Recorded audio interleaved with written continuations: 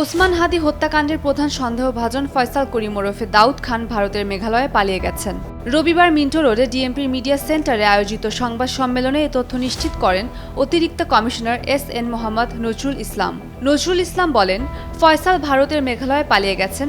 Meghalaya police তার 2 সহযোগীকে গ্রেপ্তার করেছে। হাদি হত্যায় এ পর্যন্ত ফয়সালের বাবা ও মা, তার স্ত্রী, শালক, বান্ধবী সহ মোট 11 জনকে গ্রেপ্তারের তথ্য দিয়েছে পুলিশ। তাদের মধ্যে 6 জন স্বীকারোক্তিমূলক জবানবন্দিও দিয়েছে।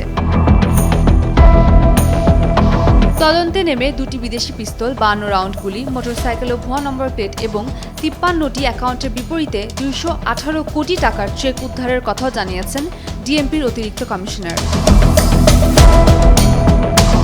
তবে কেন হাদিকে হত্যা করা হলো সেই মোটিভ সম্পর্কে এখনও নিশ্চিত নয় পুলিশ। নজরুল ইসলাম আরও বলেন, যেহেতু মূল সন্দেহভাজনকে এখনও গ্রেপ্তার করা যায়নি, মোটিভও এখনও জানা যায়নি। উমের উম্মান, ক্রান্তি, ডেইলি সান।